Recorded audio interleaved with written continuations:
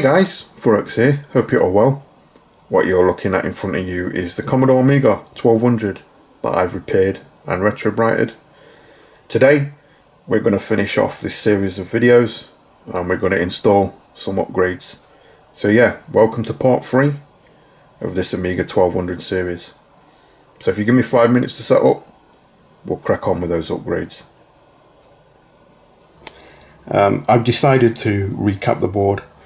I took some advice from a few of the peers I look up to on YouTube who have retro repair channels, and they all, pretty much all of them, advised me to recap the board.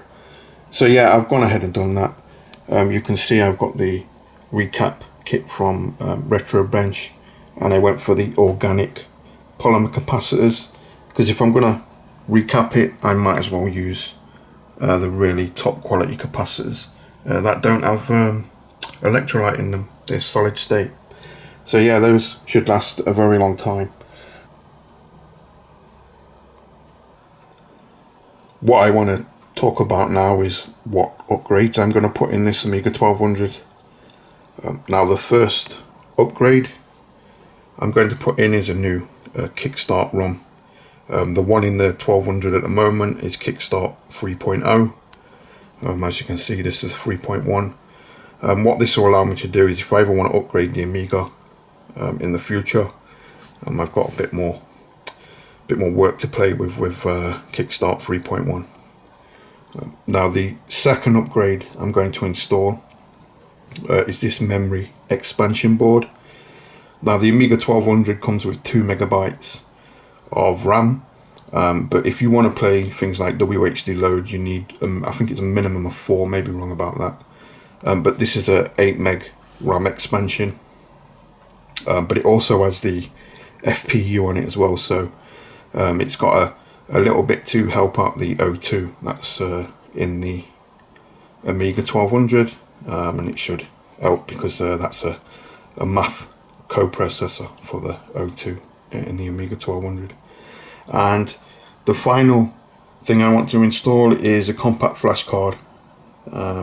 This will go into the hard drive part of the Amiga 1200. Now I've already pre-installed Workbench, Classic Workbench.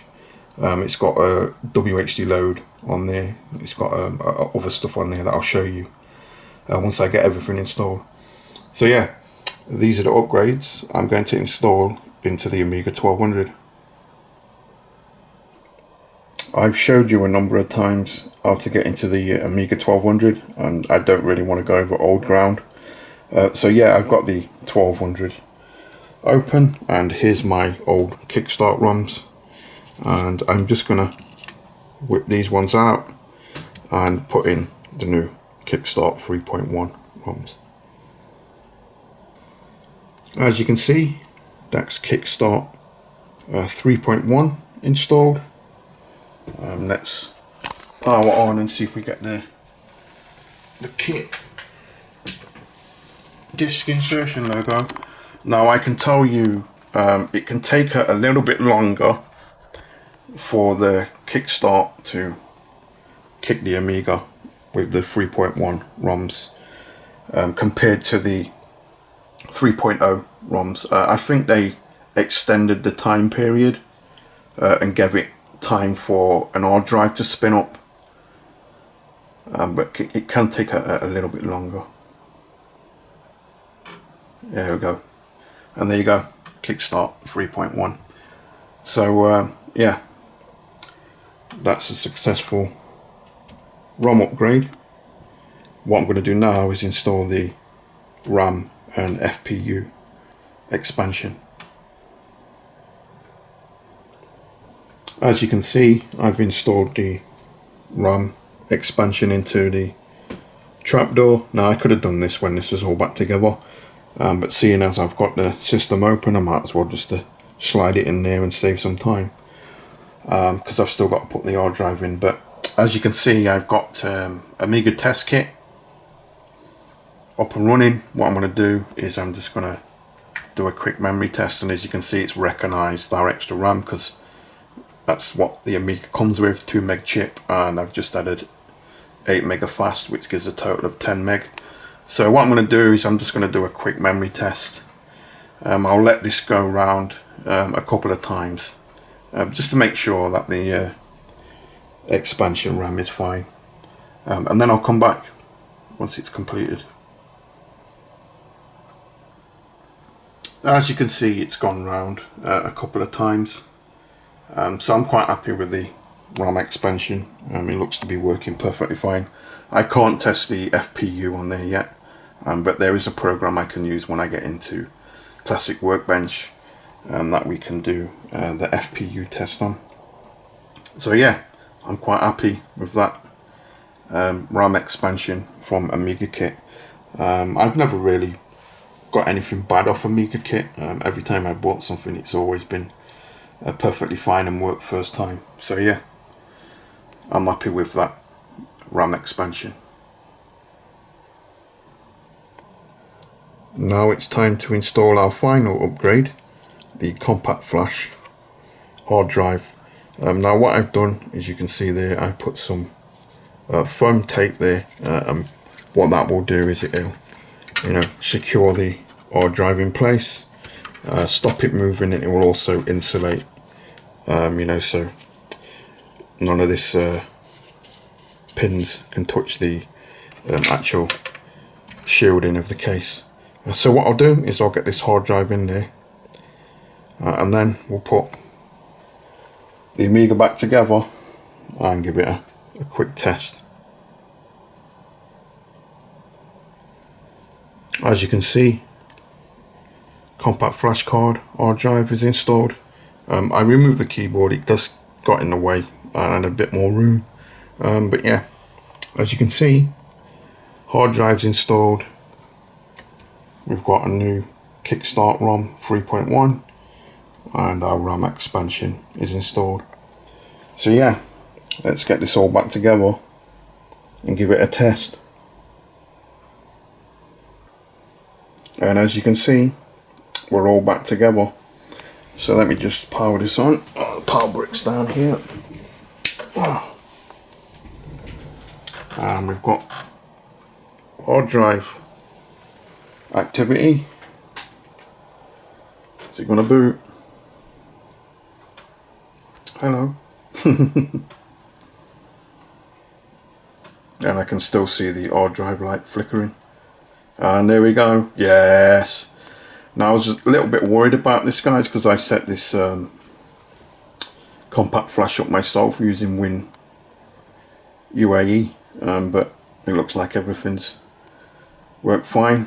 As you can see, it knows I'm on Kickstart 3.1. There's my processor 020, and what I'm going to do now is I'm going to run a program and test the FPU. So it should be in Workbench, Tools, and the program I want to run is AIBB. So if I run that, and there we go, let that start up. There we go. This is a benchmark tool type thing. The first thing I'm going to do is just check, it's picked up my processor 020. Yep, it's picked up the FPU. You can see it there, 68882. So what I'm going to do first is run a BeachBall test. Now this is going to test without any maths copressor present. So I'm just going to run that test and see how long it takes. So let's click that, and as you can see, it's taken a fair bit of time. So what I'll do is once it's finished, or it's nearly finished, I'll come back and then we'll take a look at the result. As you can see, we're coming to the end of that test with no maths coprocessor enabled, and we'll see how long it takes. It took 100, let's round it off, 180 seconds. Now what I'm going to do is I'm going to enable that maths coprocessor. So I'm just going to go down, click on co-maths processor and everything, and we'll run the BeachBall test and see how long it takes this time. Holy moly. Yeah, that's a lot quicker.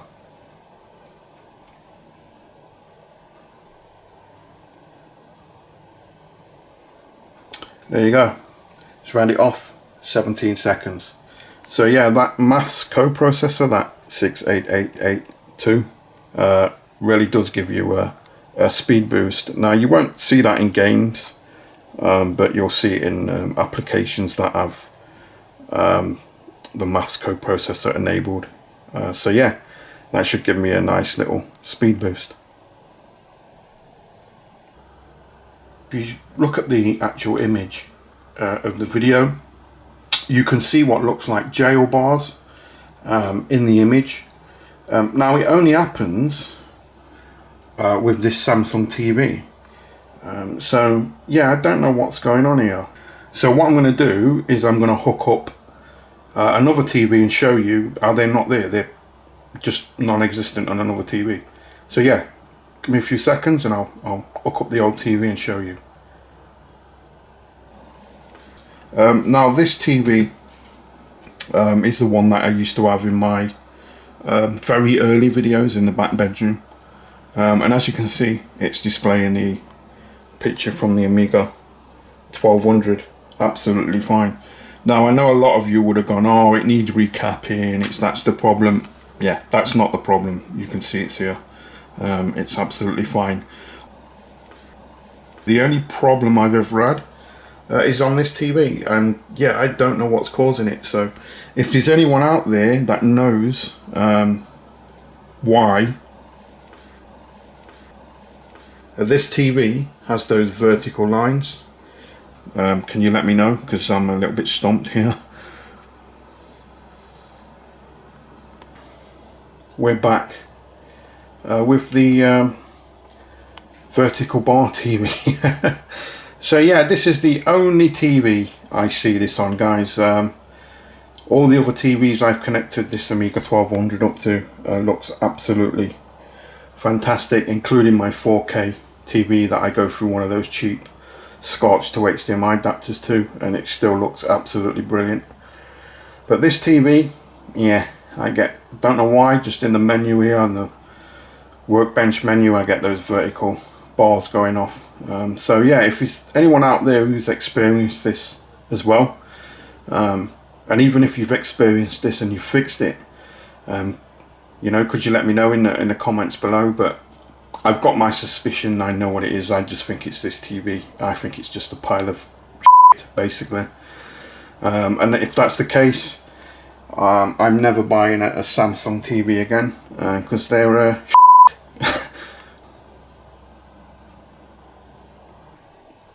What I want to do now is talk about how I set up the Compact Flash Card. Now it's a 16GB Compact Flash Card, and I set it up to have 5 partitions, and they go from DH0 to DH4. Now the first partition, DH0, is classic workbench. This is what you're seeing now. It's a bit like the operating system. The second partition, which is DH1, is where all my WHDLoad games are stored. DH2 is where all the demos are stored. DH3 is where all the ADFs are stored. Now these are Amiga disk images.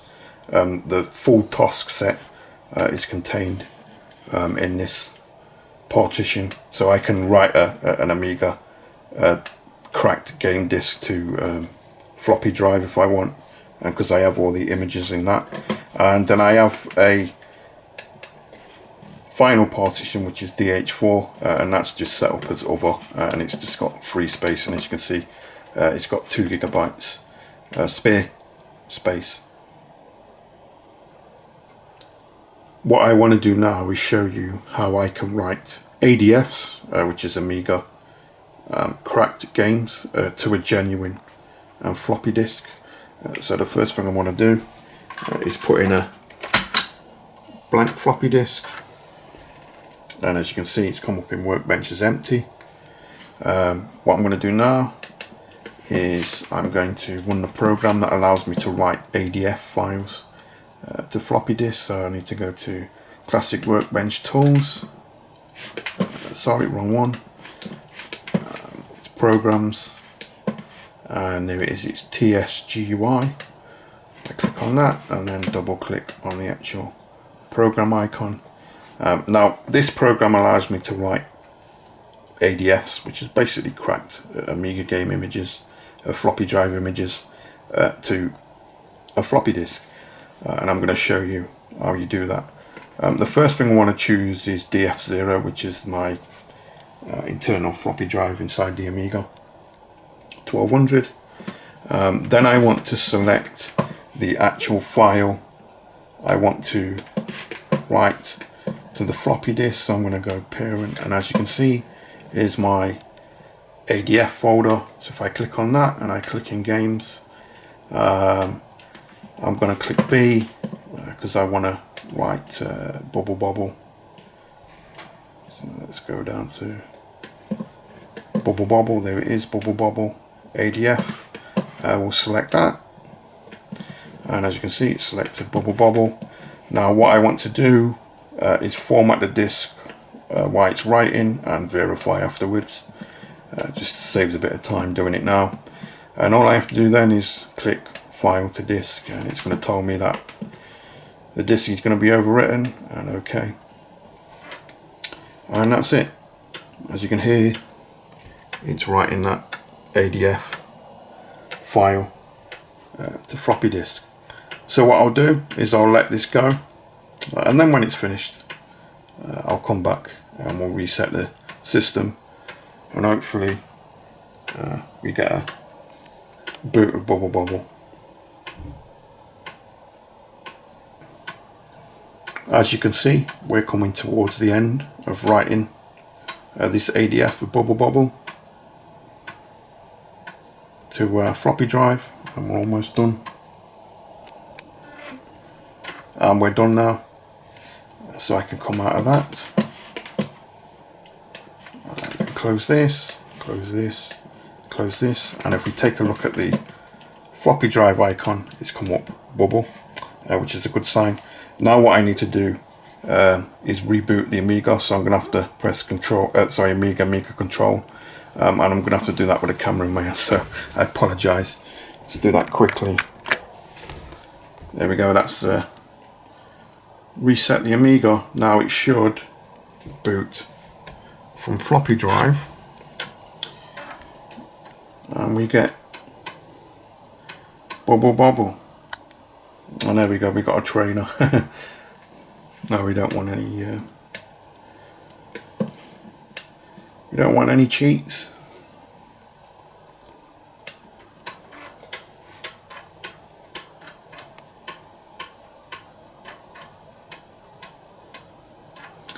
And there we go, Bubble Bobble. That's how I write ADFs to the Amiga floppy drive. So yeah, this is one hell of a backup machine now, because I can write all those ADFs, which is the complete TOSC set of games, to genuine floppy. So if my friend who has an Amiga 500 asks me for a game, I can just, you know, load one of those ADFs using that program, write them to floppies, and then give them him, and then he can play the games just like I can. It's time to wrap up the video. Let's chat in, let's play some games. Let's go there, we'll go see, let's have a look, see. We can load Cannon Fodder, everybody's favourite. Cannon Fodder, just let it do this because it's got a lot of games you can see there. Now you may be going, how the hell am I going to load Cannon Fodder? Yeah, I'm going to show you a trick. There you go, it's loaded the directory. Now all you do is right click on your mouse and you go redraw and you go sort, and there you go, it sorts all the files out for you. So let's Find Canon Fodder. Come on past it.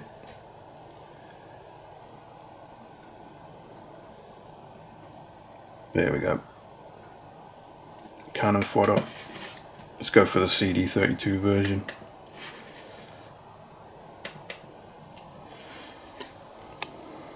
And there we go. WHDLoad.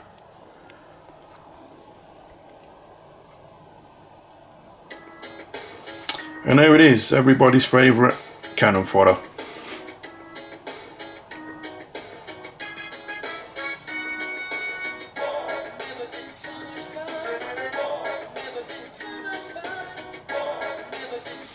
So yeah, there you go guys. I hope you like these series of videos. If you did like it, please give it a big thumbs up. Like, comment, subscribe, all the usual stuff. And as always, I'll catch you on the next one.